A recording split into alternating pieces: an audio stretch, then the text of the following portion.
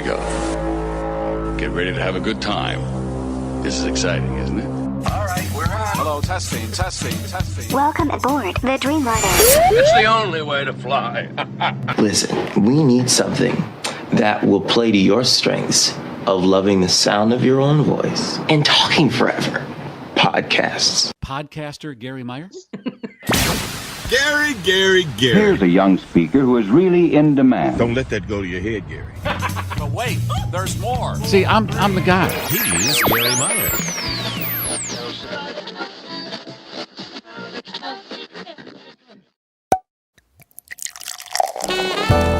Cocktails, woo, drinks. Welcome, GarrForce.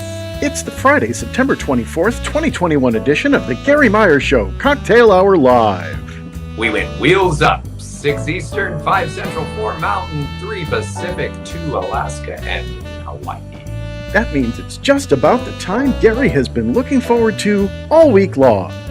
Garry serves up yappetizers and other assorted nonsense. Leslie Kyling shares batches of news and provides commentary throughout the show, too. You bring your own beverages or whatnot, and you'll meet more folks along the way. We've been on the GarrForce Live YouTube channel and the Garry Meier Show Facebook page for more than a year now, and you can catch replays of this episode and all our past live shows in both those places. Thanks, Todd Pickering. Next Friday, October 1st, is the 50th anniversary of the opening of the Walt Disney World Resort in Central Florida. That kicks off an 18-month event Disney's named the world's most magical celebration.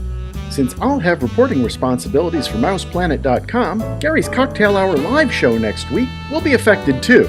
Garry will let you know when to expect the next live show. Have a magical day. Of course, no matter where you are, it's time for a digital mimosa. You bring what you enjoy and be responsible about it. Garry podcasts 5 days a week. Monday, Wednesday, and Friday podcasts are complimentary. Tuesday and Thursday podcasts are available to premium subscribers. Check out GarryMeyer.com for more, or download his app in the Apple App Store or the Google Play Store. Comments are welcome on all of our live streaming channels, and yes, that includes Twitch.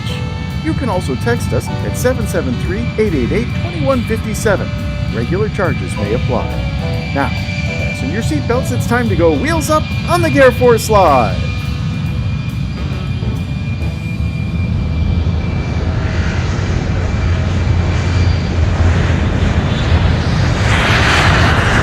Hey everybody, welcome to the last cocktail show in September 2021.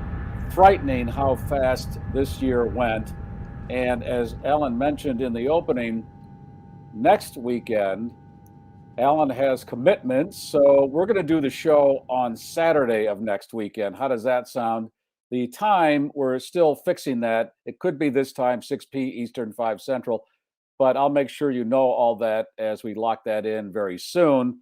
Everybody's got all kinds of stuff going on. So it will be Saturday. That's a definite because of the 50th anniversary, and Alan and Mickey and Goofy and all the cast are going to hang out and do whatever they do at the castle. So he's got a whole slate of press functions that he wants to participate in, and he is welcome to do that. I'm very flexible with this show. Next Saturday, kick the tires, light the fires now. Let's get airborne, wheels up. And Barbara said that she hopes it's a goo-less flight. I see on the radar there's a little goo ahead. I'll try to avoid it, but I'm not sure. And goo would be some rough air, some clouds, whatever. And that's why we drink, or whatever you do. Edible, whatever it takes to get out of the week and into the weekend, that's what you're welcome to do. And I'm enjoying a fine Manhattan in a glass that Ryan, the Wisconsin reporter, sent me. That tastes pretty darn good. I really need it. It was a witchy week. We came off a full moon. That always knocks me for a loop. And this one had its grip on me once again. Yeah, there it is. So I got to do something to get my mind right. And let me take a look through the screen door at who has checked in. Stephen from Palos Park, Illinois, checking in. Scott, Karen, Zeichen. It says Mark M, but he's known as Zeichen in the comment section. Sarah, Doug, Fred, everybody checking in right now. You got Dottie Gramp who said, or Dodie Gramp, I'm here, I'm weird, get used to it. Okay, that's fine. We're all weird. Susan, good to see you. And I'm keeping the screen door up through fall and winter. I love the screen door. This was sent to me by Tracy from Wisconsin. Thank you, Tracy. I love my screen door. Leslie, we can't officially start. Yeah, there's Wisconsin. Thank you, Ryan. Are we Sierra that's Hotel, Tracy, Garry? Tracy sent the screen door, and she sent Kringle from that bakery in Wisconsin. She sent you stuff. Oh, yeah. And we can't officially start the show until you remove the wine condom. That's right. Are we Sierra Hotel, Garry? So far. Okey-dokey. So yeah. Here we go. Ready? Oh, we got some poppage building up here. Watch how she does it, folks. There's a technique. Yeah, there it goes. Bingo, Santa Domingo. Hello. Yes. God, I've been waiting so I could pour this. I'll bet. Because like you said, it's been a witchy week, man. Yeah. It just some weird stuff going on. Had me, the full moon had me, and then just things. And what happened, as I said in the opening, what happens at this time and happened to me this week, I know the transition's happening from summer to fall. This is the weirdest transition. This is the one that really does it to you, because it's going to be where you're leaving the daylight and the warm temperatures. Winter to, fall to winter, it's kind of, we're already braced. And then winter to spring, hey, bring it on. Yeah, and then spring to summer. This one's the weirdest and worries me the most. All right. Well, and fall is lovely. I mean, let's face it. And we've seen the Halloween decorations going up all over the place now. Yeah, about 2 months ago. Are, holy shnikes, and they are bigger and better than ever around these parts. Yeah. I mean, I wish I had come up with the idea for a 12-foot tall skeleton. Right, they're selling like everybody's crazy. Got one now.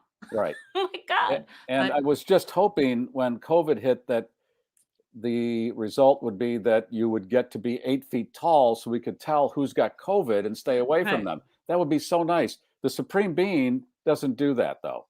There's the COVID spore. Oh, by the way, Keely Ann, she always checks in early and often and talks about her schnauzer in her post. And here's the deal. Her schnauzer caught the COVID.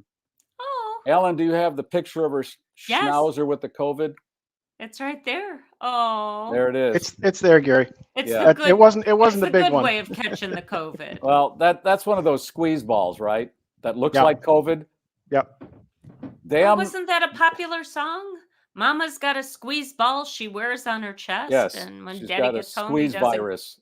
Oh. That Mama's got a squeeze virus. Damn the luck on the people who invented that as some kind of relaxation thing. And then it looks just like the COVID spore. Remember that weight loss chocolate thing called AIDS back in the 60s and 70s? It was a weight loss program. It was chocolates, and it was called AIDS, AIDS, I believe. Right. I don't know if it's around anymore. Didn't matter how it was spelled. Once the disease showed up. Yeah, that didn't help it at all. And then coronavirus. And then Corona Beer's going, no, don't do that. No. Name it something else. And we talked about that last week. The whole thing about being named Karen. Used to be okay to be named Karen. Now it's a pejorative. Dicks are getting screwed, and Wait a minute. That's what my bumper sticker says. Dicks are getting screwed. It ain't right. Lordy. It is not. And then if you were born on November 22nd, I was going to say, wow, I'm going for the old school birthdays. That's when Kennedy was shot. I wanted to say 9/11. 9/11. Yeah. Christmas. Yeah. I mean, there's so many ways to get the worst screwed birthdays around these days. Yes, exactly. All right. So everything good with you? Yeah, actually, Well, you want to show your scratches? Of the dirt. I did show some of my scratches. If you are following me on Facebook, you know that the cat scratched his cornea, so we had to take him to the vet. And it's so cool when they send you home with the cat medicine and go, just put drops in 3 times a day.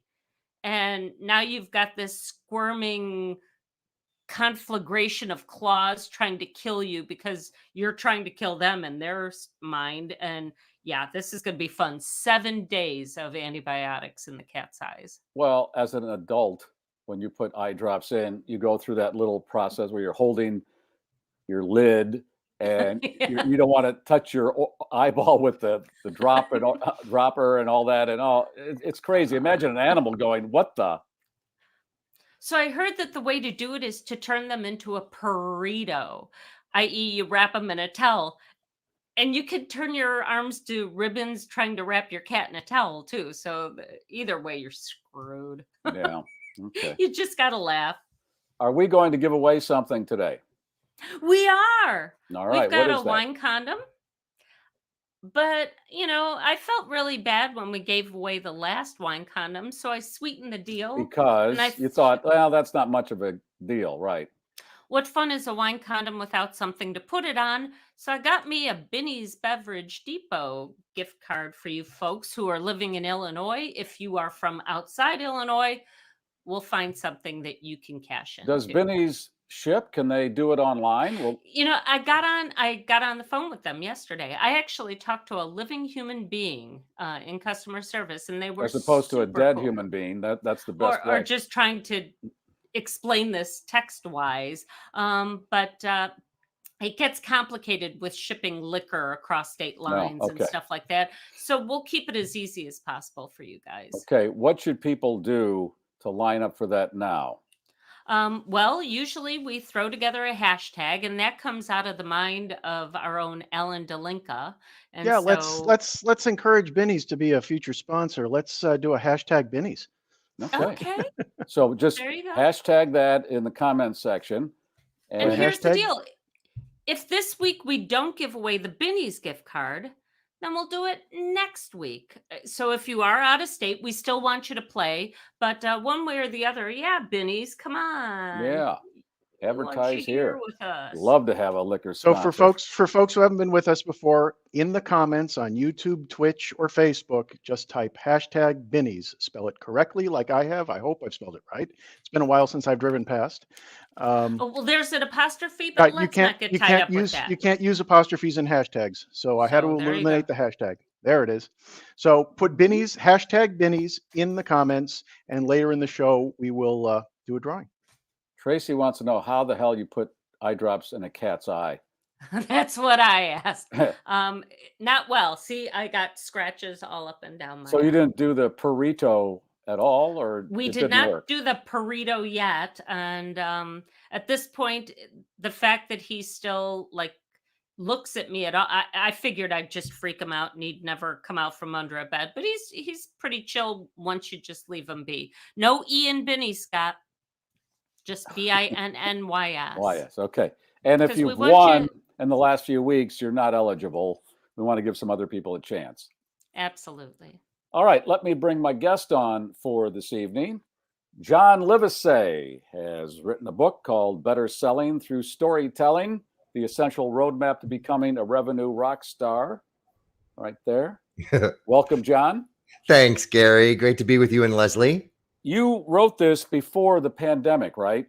I certainly did. Yes. Yeah. Not that that matters a whole lot, but boy, you didn't see what was coming. And now when you are going for certain jobs, you have to be as nimble as you can be to get above the pack. And that's what you've decided to do with the book, is give everybody those tools to get in with the fray and then go up, as you have the ladder on the cover, go up that ladder in front of everybody else. And you've experienced this. Let's talk about what you did prior to writing the book. What were you involved in that led you to say, oh, I need to put this in a book?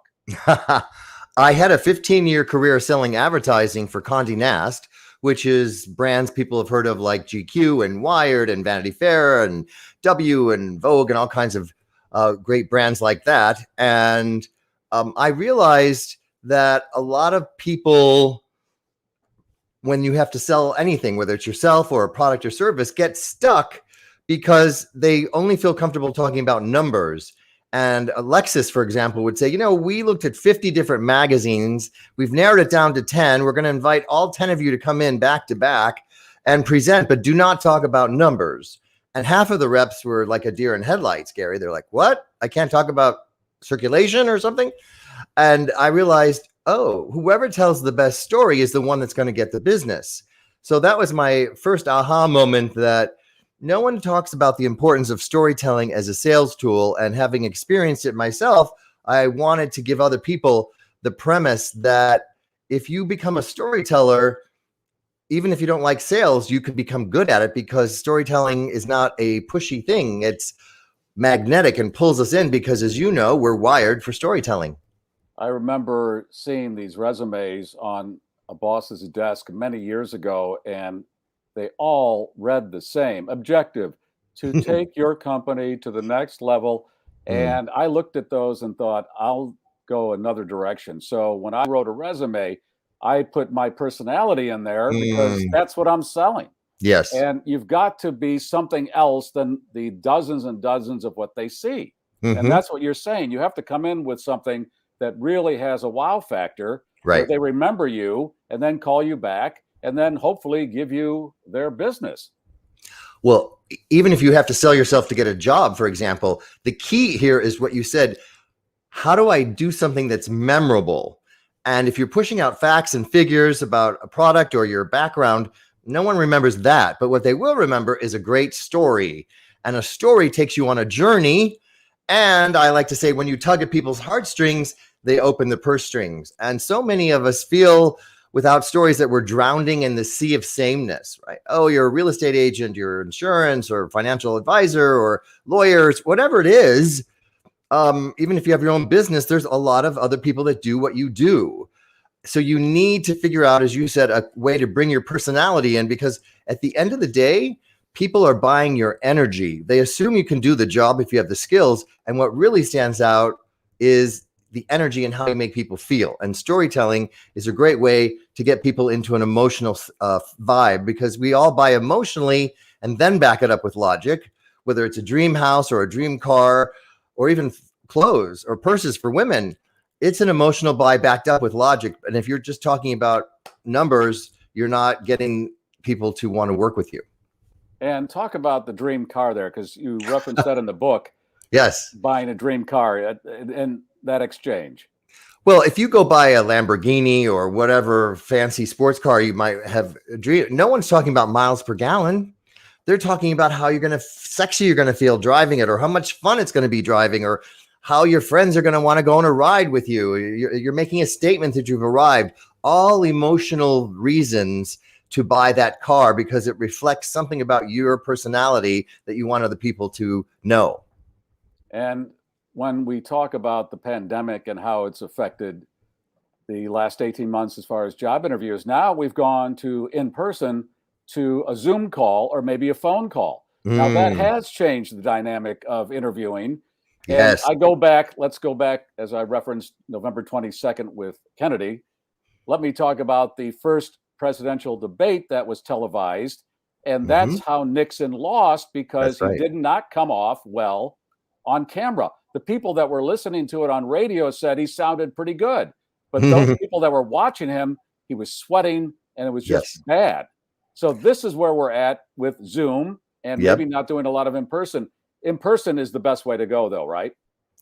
Oh, always. And if you have a choice when you aren't in person between a phone call and a Zoom call or FaceTime, whatever, you always pick the video experience.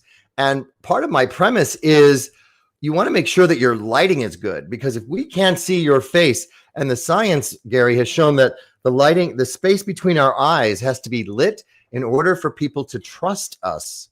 And so if you're in the dark or sitting in front of a window and we can't see your face, people aren't going to respond to you. And also make sure that your camera is at the same angle as your eyes. So you're not looking up and you're not looking down. You want to be eye level. We love eye contact in person, and we love it when we're on a Zoom call. That's a good point about you're sitting with the window in the background, which completely washes you away. And people have these backgrounds whether it's that or a shelf that has all kinds of knickknacks and it's distracting. You Right. want them to focus, as you just said, on you. Right. You have to have all that in the frame properly. Correct. And Yes, that and sounds also- like duh, but how many of these have you seen over the last 18 months where you're going, oh my God, couldn't they Yeah. have straightened that place out? Well, here's another tip. Have about 3 fingers distance between the top of your head and the top of the frame so that you're not too tall and not too short. You want to be right. You're perfect. Yeah. So that's another, you're framing yourself while you're in the camera and on the Zoom calls. All those things add up to a subconscious, do I trust you? Because one of the myths is in order to get someone to hire you or buy from you is, well, we've heard it forever. You got to get people to know, like, and trust you. I believe that is the wrong order because it causes a behavior of, well, you got to get to know me. Let me push out all this information. You need some more information to buy. We need to start with trust. And trust is a gut thing. Remember, the handshakes were to show that we didn't have a weapon in our hand. It's trust is transferred. You know, people trust you. They love your show. They come. The trust they have with you gets transferred to your guests. In my case, me today. So trust is where we start, and then it goes to our heart. Do I like you? And there's been all kinds of research that doctors spend more time with patients they like. Even teachers spend more time with students they like.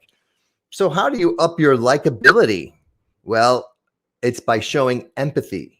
When you can describe a problem someone's struggling with in a story, and people see themselves in that story, they think you have their solution. And then it goes from the gut to the heart and the head.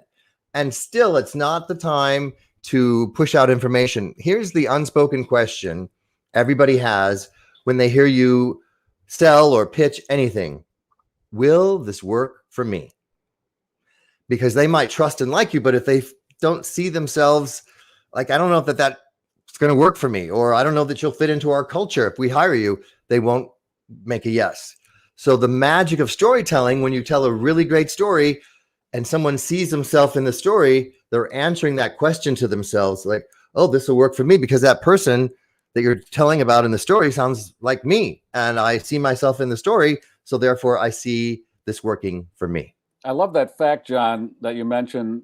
The handshake was invented to see if the other person had a gun in their hand. Yeah. That's true. Weapon. Yes. You know, it's literally a fight or flight response that's kicked in. And that's why it was so odd not to shake hands with people because it's so subconscious and a habit. But on some subconscious level, this is safe.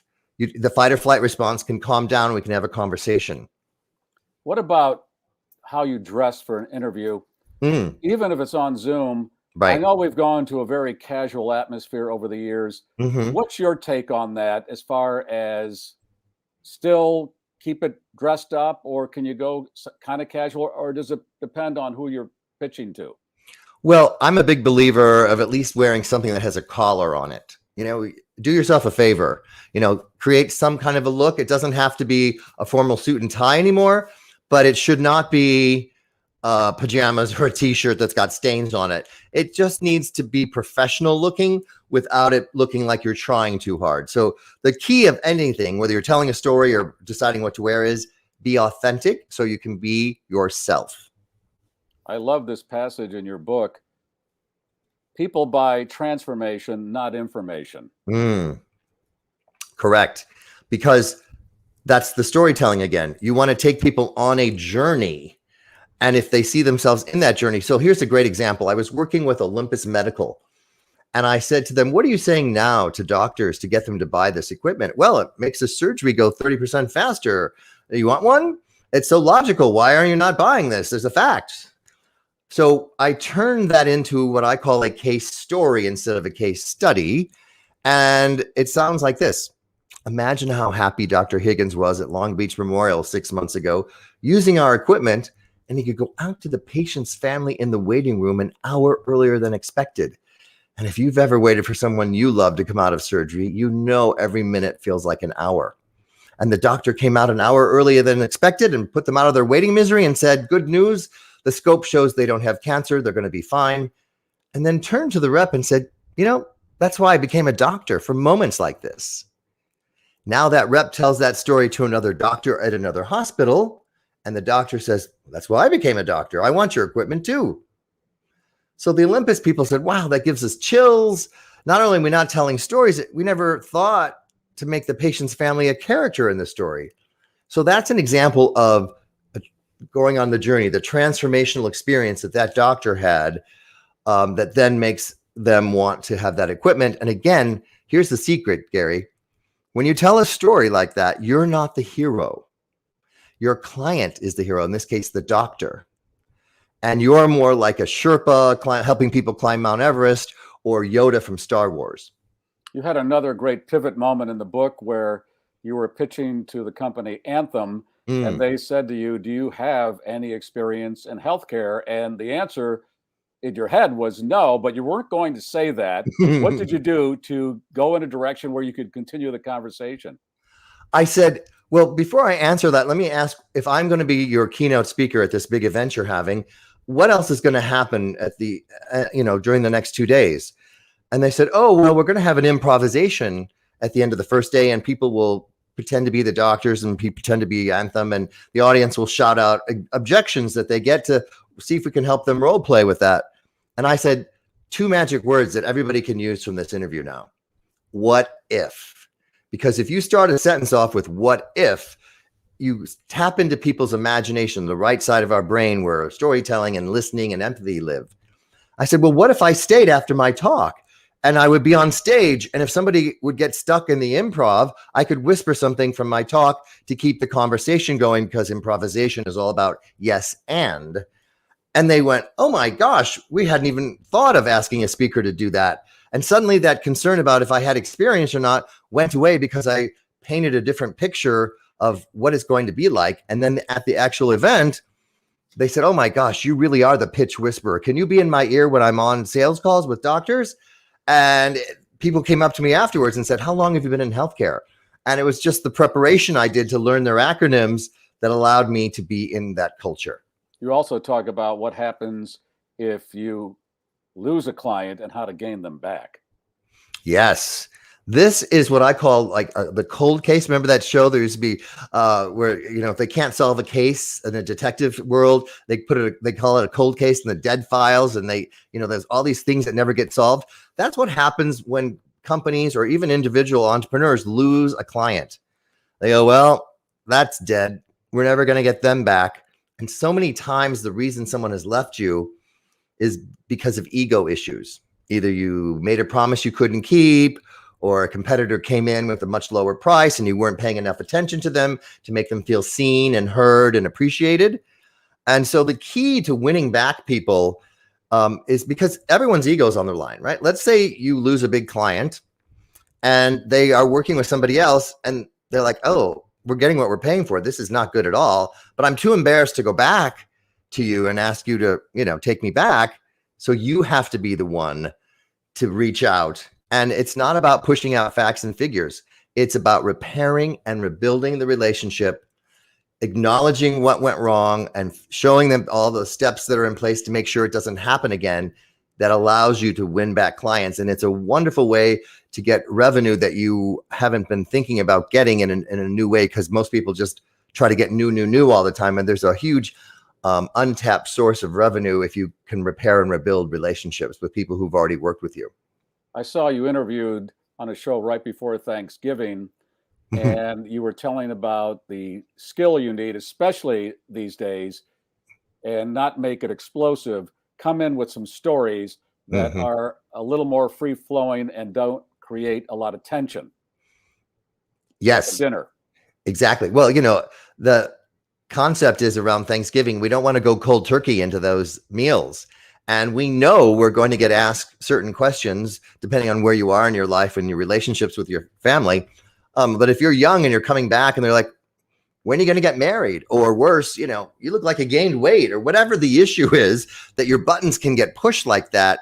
You want to have a story ready to go. Instead of reacting, if you've got a story, like your brain could be like a jukebox or a playlist, and you're like, if somebody asks me this question, this is the story I'm going to tell. And you can also turn it back and say, that dating stuff is not really on the horizon at the moment, but, tell me that story about how you and dad met again. So you can, again, ask them to tell a story. Right. And especially with the political scene that we're in, and that has become quite the fisticuffs, Yeah. almost Thanksgiving. So there, go in with something else. Hey, don't want to talk about that, but I got to tell you what happened to me the other day. You might find this interesting. John Livesay, there's that and a lot more in the book. And I want to just say this from out of the book. This is the bumper sticker. You are the CEO of your life and career. Be the lifeguard of your own life.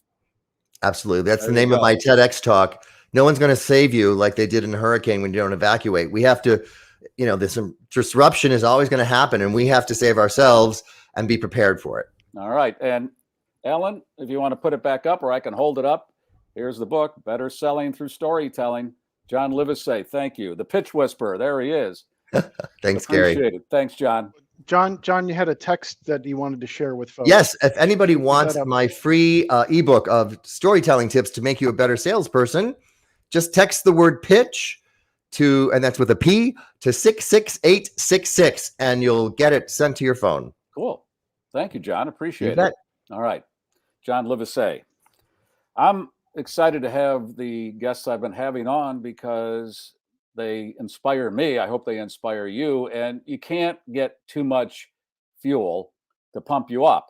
There's always a need for a little more fuel. That's why I have these motivational people on, because I like to get pumped up. And I hope you do too. Leslie, I think you will agree that nothing wrong with. Okay. You got get your 3 inches. Yeah.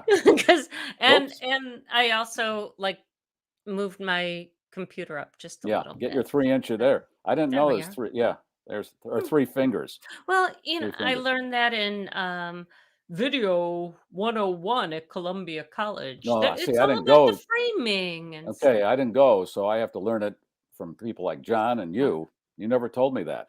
You just went, well, hey, and I never thought of it as the 3 fingers. 3 but fingers.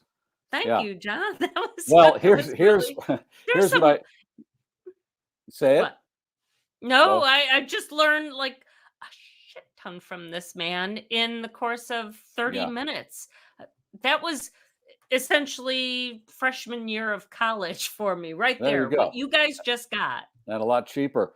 What I did learn from watching the movie The King's Speech is how to position myself in front of and I want to get one of those torpedo microphones like they had.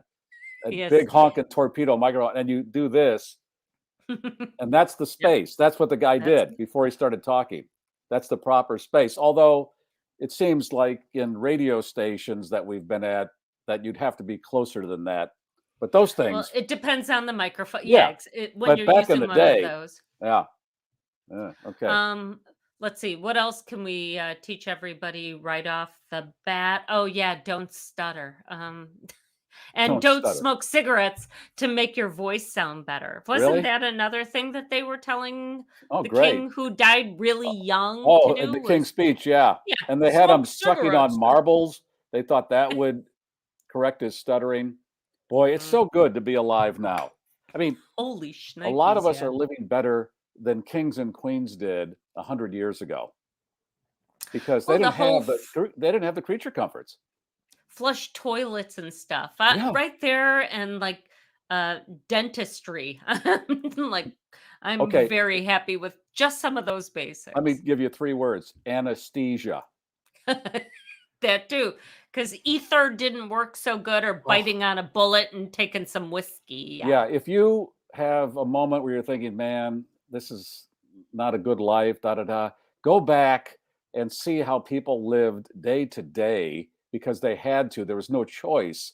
And most of the people that have walked the earth had no choice but to live the lives they lived and then die at the age of 36 without anesthesia, indoor how plumbing, many people airplanes. are walking the earth today not having flush toilets, and I'm way happy. Ooh, so we have some stories that tie into this, because we love our Taliban on the podcast. But before we go to spots, can I tell you one story that might remind you to go to our friends at at Bettenhausen before we Okay. go to the spots. A Okay. man in Florida is in trouble with the law after he attempted to trade in a stolen car for a new one. What's even stranger here, though, is the ne'er-do-well was trading in a car he had stolen from that exact same dealership. The folks at Lake City Chrysler Dodge Jeep called police after they ran the VIN on the man's trade in and discovered it was a car that had been taken from their lot just a couple days before. Police say the man admitted to the crime. It seems he might have also been caught on the dealership's surveillance system while doing the deed. He's now looking at several felony charges, including grand theft. So It wasn't that Brian Laundrie, was it? no, although I think I saw this afternoon that somebody in Canada thought they spotted him. Yeah, here we go. This is going to be Where's Waldo now until they find this guy, if they ever find him. Shoot. All right. As you mentioned, we're going to pay homage to the fine sponsors of the program. And that would be, first of all, the premium members. Thank you for signing up for those lengthier shows. We really appreciate that. And Bettenhausen Automotive.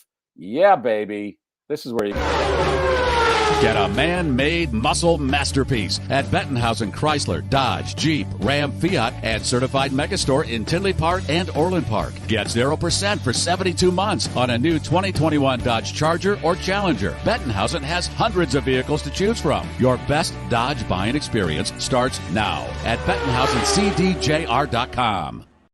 Mike Bettenhausen and John Doolin, they are aces. They are great people to work with. And going back to John Livesay, you want to be around good people. That's really it. I don't know why we have any of this bullshit going on. It's a short dance. Let's enjoy it. That's where you go if you want a nice little event around buying a car at Bettenhausen. And same thing with a mortgage or refi. David Hochberg. This is the guy. He's so pleasant to be around. I know when he's on, you think, wow, he's tough. But he wants to save you money. That's his whole being, to save you money. Is that bad? I don't think so. Call for a refi, or if you're getting a mortgage and veterans loans, the 21-day close, and he'll check your credit score. That's a free consultation to give you some idea of what they do. And then if you can do some business, great. Everybody's happy. Those are the numbers on the screen right there. David Hochberg. Yeah, baby. And my friend Roberto was saying that now that there's a chill in the air, it's almost time to take out the muff. He has a GarrForce muff. Well, it wasn't GarrForce then. It was just the Garry Meier muff. It was a Garry Meier muff, yeah. Right. Here, like, the people that live like in Florida, as Alan does, overnight low 71 in Orlando. Okay, that's great. But we're not in Orlando, and I gave away these muffs, and they kept your hands warm. That's what a muff does. We had to turn on the heat. It And just blows yeah. my mind. We went from air conditioning 3 days last ago, week right? Yeah, 3 days to ago. having to Right. turn on the heat because we're like, oh my God, it's I know. 62 degrees in the house. What kind of supreme being would do this? Well, a supreme being who's a prankster. I've been telling you this. It's all a big joke. Enjoy the joke. And tell me that Mayim Bialik doesn't have a horseshoe up her keister. In fact, I'm inserting one this weekend. I've got to get that kind of good luck. Think about this. Didn't she have the sitcom, was Blossom her show? Was that her?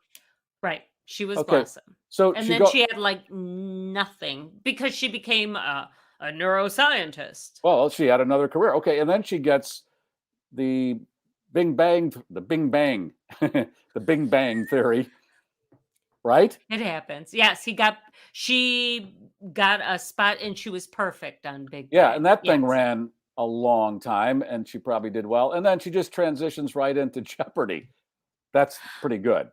But I'm thinking that she's not going to be the Jeopardy host through the end of the year necessarily. Okay. That they may be bringing Ken Jennings back. Okay. What? Because well, in that the part big of it. picture, it was so funny because he had like a bad tweet 50 years ago or Yeah. something. And at one point it was like, well, that's the end of his career. And now things have gotten so squirrely that they're like, no, let's just bring Ken back. Well, they must be just tripping over their puds right now because of this guy who's on a tear.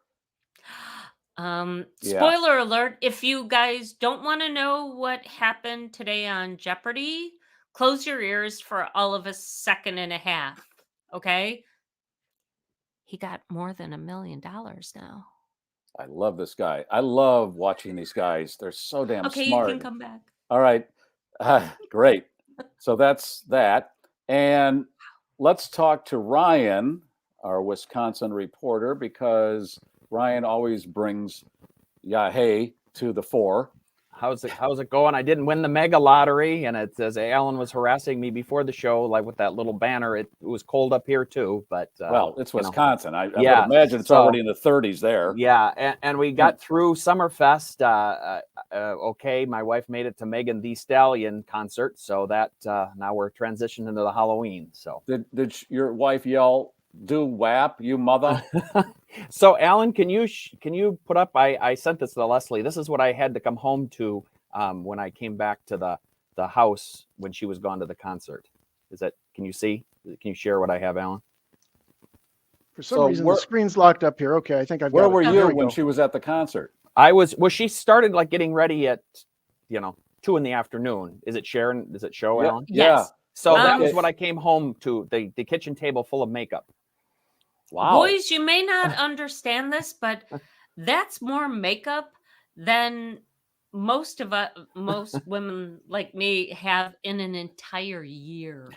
I mean, well, when you go out, Leslie, crazy amount of makeup. When you go out, you got to have a lot, or I don't know what you got to do. I mean, no, because this shit just happens automatically for some of us. Now, wait a minute. Who did she go with, Ryan? She went with a friend of hers that she met actually at the department store doing her makeup. So it was like this. This is a movie in a movie. Okay. Yeah.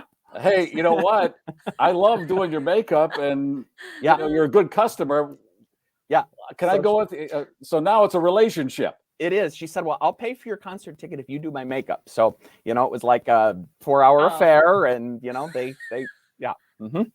And they looked fabulous. They did. They did. They looked very good. But awesome. That's what I come. So that's what's in my life these days. Coming home to the house full of makeup. There she is. That in the was Titanic not the look dress. she had for this. No, concert. she didn't wear that to WAP.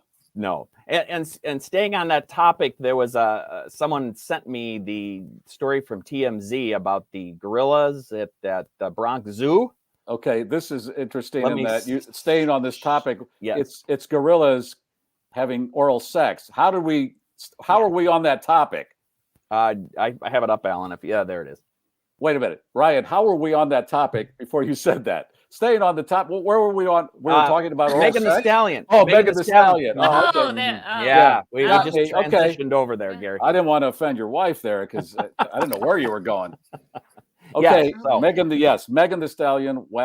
These two gorillas at the Bronx Zoo. They're having oral sex and they're doing a good job. Because we know that. Okay. Hey now. Hey, we share 98% of our DNA with that group, and boy, they got it down literally. Yeah, shot. So the other video that's been making its way around the interwebs is a mom gorilla laying on her back with her baby on her feet. She's doing that airplane thing that every parent has done with their toddler. Really? Where it's like, oh, there you are, with their baby. Oh my God. And we can't show any of these videos because Alan says we'll get flagged. That's why we couldn't show the video of the oral sex with the gorillas. But not to mention, it's dinner time for some of you. So we wet your whistle. Pull up that vid. Yes. You'll enjoy it. Yeah. So I sent that to Gary, and then he harassed me a little bit because usually what I send is not is all funny. Can you share the one more, Alan? And I sent this one. He said, "Wow, that was a serious one." So he sends me a lot of the stuff I post on my Facebook page has been sent to me by Ryan. He sends me these funny little things, and I'm looking at the batch he sent me today, and I see this, and I go, "Well, there must be something funny here." And I'm reading it. Oh my God. Ryan, take the gun out of your mouth. So I had to just mix it up, you sure did. A sanity check and, kind of. Can you read that? We should read that. No matter how happy someone may seem, they have been. I got to put my glasses on. They have moments when they question if they can Can go on. No on. matter Oh, Lordy. how confident someone may look, there are times when they feel unsure and insecure. And no matter how strong someone may appear, they have days when they feel like they're falling apart. Never think for a moment you're alone with your struggles. You are not a mess. You're human. And I read it and I'm like, Jesus, Ryan, Oh my God. oh my God, I need a drink. Yeah. And So- thank you for sending it today, because I knew I was heading to a drink. Yeah. So it was just a little sanity check. Did anybody watch the PBS series on Muhammad Ali, the Ken Burns series? Not yet. Oh my! If they always repeat those. Watch this. Oh my God, it's fascinating, because Muhammad Ali, even though he shouldn't have been fighting at some point, he either needed the money or he wanted to prove that he could beat the guy that just beat him, Joe Frazier. So he'd go back in the ring and get the shit beaten out of him, and then keep going back, and it was to his own detriment, almost killing himself. But it was fascinating to watch his mindset go through this, like, well, I got to go back and get my title again. We had the fighter this week who decided to step back into the ring. They offered him some money. At the last minute, he stepped into the ring. Oh, shoot. I'm forgetting who it was, but the bout lasted about 2 minutes is what they said. And he got his clock clean that quickly. And like you said, it very easily could have been brain damage. Yeah, but they What do needed you the money. think? In Muhammad Ali's case, he needed the money because he had this huge entourage. And when people would ask him for money, he'd give it to them. And then he constantly had to go back in the ring to get more money. And then, of course, he ends up with Parkinson's. I'm sure his brain pan was so banged up. That's what led to that. Usually that's only celebrities that go in the ring for money. Yes, that's a good way for celebrities down on the ropes trying to get on. And the they ropes. last about 2 minutes too. So Yeah, exactly. Do we have a recorded? We do a little Halloween themed. All Ready right, to watch it? We can watch we're it. all ready. I'm sitting here with Let's- my drink. The one button trick should work for this now. Let's see what happens. Let's see what happens. There we go. It's Wisconsin, yeah, hey. Hello everyone. Fall is definitely in the air this week in Wisconsin. We've seen many cool days and nights this week, which has been quite a shock to the system when you wake up to go to work and it's 49 degrees out. I think everybody's ready for fall and Halloween. I am too, and this week's update will be around kind of haunted themes and stuff to do for Halloween. If you're looking for something to do with a few adult friends, there is a cigar bar in Milwaukee. It's the only licensed cigar bar in Milwaukee that has kind of a haunted past. There's been many mob killings, murders, and a tragic death of a child. So that's kind of the atmosphere you'll be sitting in when you're having a cocktail and a cigar. They also have walking tours around the city for different haunted themes. The one I latched onto was the Cream City Cannibal Tour. You get to follow the footsteps of our favorite killer in Milwaukee, Jeffrey Dahmer. I'm going to have to go there with some friends and see what that tour is all about. Is this creepy enough for you? Staying with the theme of Halloween, you know how Garry likes the inflatables on the lawn for Christmas, which has kind of moved into Halloween. Here's a picture of some inflatables I found in Illinois. If you look at it, you think maybe that's in Wisconsin because they have the nice little banner or sign there that says Brett Favre Pass.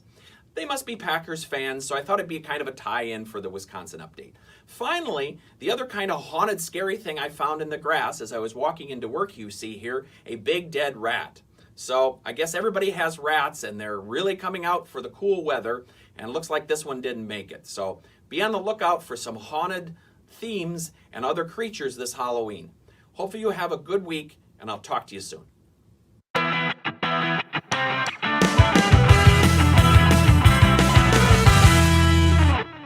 You were walking to work and there was a dead rat just lying there. Yep, right by the back door. Whose back door? Back door at work. So nice. That thing was huge. It was. Now that Halloween display that you showed on Brett Favre Pass is in Illinois. And I posted that, and there's an inflatable baby, and it's an anti-mask deal, right? Yep. It's a haunted baby with fangs and blood, and it's right by the "Don't Mask Our Children" sign. So, Wow. Okay. And again, I was first just more on the inflatables, and then I was like, wonder what that is. But yeah, it was Northern Illinois. So. Okay, great. I love when the decorations have to go political too. Can't we have some islands during the year where it's like this show? It's just non-political. It's just chill. Yep. And you can go learn about Jeffrey Dahmer. I thought that was a real kind of interesting, that popped up on my feed about that cigar bar. So. Okay, and boy, that's an afternoon. Let's go see how he put the heads in a refrigerator. They tore the building down, so it's not there anymore. So you can't like go by the apartment building and go, oh, that's where he was. They tore it down many years ago. I'll never forget when they pulled him out of the apartment and he had a Chicago radio station T-shirt on, and it's all of that. There's no bad publicity until Jeffrey Dahmer has your T-shirt on. Yeah, there is.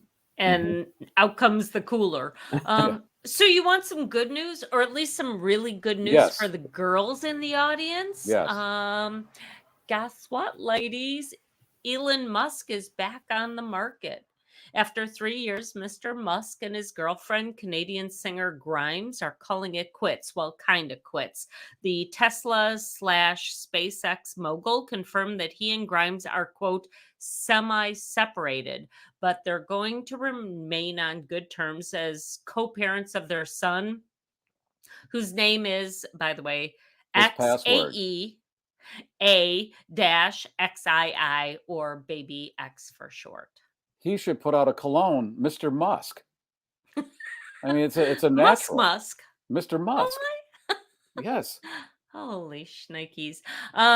Good news, bad news. You know how we love the Taliban hijinks on this show? We reported how they had quite a time with the bumper cars until they burned down the amusement park because they were, they saw some statues there. So they burned down the park. And then this week it was the swan-inspired paddle boats. And if you follow Garry on Facebook, you saw those with the guy with the rocket launcher. And while we really appreciate those things, it turns out, though, they are not fans of karaoke, despite promises that they would be kinder and gentler this time around. They've begun raiding karaoke bars around Afghanistan and threatening the patrons there. It's music. They hate the music. There are also reports of them accosting musicians when they find them and destroying their instruments, including accordions. There you go. Oh my God. Who played accordion? Oh, Garry was an accordion player. Yeah. I don't mind them destroying those, actually. You've got some I have bad memories from that, yeah. Okay. And then on this side note, the Taliban says they are bringing back amputations as a form of punishment, calling them, quote, necessary for security. Amputations. Just hand amputations. If you steal anything, you get your hand cut off. Okay, great. And that's why you don't need the karaoke, because there's no way to hold the microphone to do the karaoke. So they got it all figured out. That's good. Exactly. Yeah, we were wondering if they could run mic here, because I can't. Yeah. Can somebody hold the mic? Because I'd love to sing, oh, they're destroying the karaoke bars. Oh, well. Never mind. I've already lost my hands. Yeah, people said they didn't know how to run a country. Come on. Hey, Ellen, are you done? I got one more if Let's you want. hear it. Let's hear it. Lots of metropolitan school districts are scrambling thanks to a nationwide shortage of bus drivers. That's how a bunch of high schoolers in Boston ended up going on a field trip. I'm sorry, but this has to be the field trip of all field trips for young boys. They were on a party bus replete with flashy lights and a stripper pole. A teacher at the Brook Charter School took to Twitter to share the recent experience he had with a group of 11th grade AP language students. He said the choice of buses was in no way a reflection of anyone involved in the planning, so he's absolving anybody involved in that. They say it was their only option, and that teacher, though, has since removed all the tweets that he had posted that were containing all the details. Well, they didn't have any strippers. It was just a stripper bus because they had a bus shortage or something. And so you've got 11th graders on a party bus with a stripper pole, and I'm sure they were all very well behaved. Okay. And Alan, when will I have this author on? Is it next? Well, it will be Saturday to talk about this book. You got me, Gary. Didn't I send you the information? That'll actually be the next week. That'll be the 10th. Okay, a couple of weeks from now. Yeah. Yeah, move on, motherfucker. Live, laugh, Friday, and yeah. let shit go. Right? Yes. On October, that's going to be a Friday. We'll go back to Friday. So whatever that Friday is, Jody Eckleberry Hunt is the author of that one. And that's another good one. I'm loving that book right now. So send me the details, Gary, so I can will get do them that. on the show. I will do that. I'm sorry. That was Keith. Keith arranged that. I'm sorry, Alan. You will get all the information. All right. That is it for this week. We have to do the and we got a giveaway. drawing. But before you do That's that, right. let me throw in something that ties a whole bunch of things together. Because I just found out yesterday or the day before that my friends at Comedy Sports Chicago are finally reopening a theater in Chicago. So for folks who want to tie together all the things we talked about today, from improv, which John talked about, to Milwaukee, which Ryan talked about, Comedy Sports Chicago, its roots are actually in Milwaukee, of all places. And the website cszchicago.com is their website. We've had a bunch of people on the show from Comedy Sports that I've met at Comedy Sports over the years. And they're finally going to start doing live shows again at the Den Theater starting October 1st. So check out their website, check out their shows. They're fun, family-friendly shows from the Comedy Sports brand. They have some other shows that they do that are more adult, but Comedy Sports itself is a family-friendly, all-ages appropriate show. A lot of fun, a lot of great people there. All right. So I thought I'd give them a shout out because, like I said, it ties together improv, which, as John was talking about before, is a really great skill. I used to do it as a supplement to being a litigator. John talked about it in terms of sales. It has all sorts of great things coming from it. It comes in handy, even if you don't want to go into the comedy realm. And they offer classes. Yeah, absolutely. Yeah. Absolutely. Good folks And there. speaking of John, I forgot to mention what he was drinking. He was drinking something with CDC in it. Right. To calm him CBD. down. CDD. CDD. CDC. CCD. I went to CCD in high school. I don't know. Oh, so many letters. So folks have been Meanwhile, commenting are we all Binnies, right? just looking at this point between our eyebrows now because John told us that that's what people look at first. So Yeah. Okay. I got a lot of stuff to do now. And I will be up at your house, Ryan, to use some of your wife's makeup, I think. All right. We are going to give away the condom and the Binnies gift card, and the computer decides. And Ellen is You going to tell me when. Tell me when we'll press the draw button. Press it. Go ahead. All right.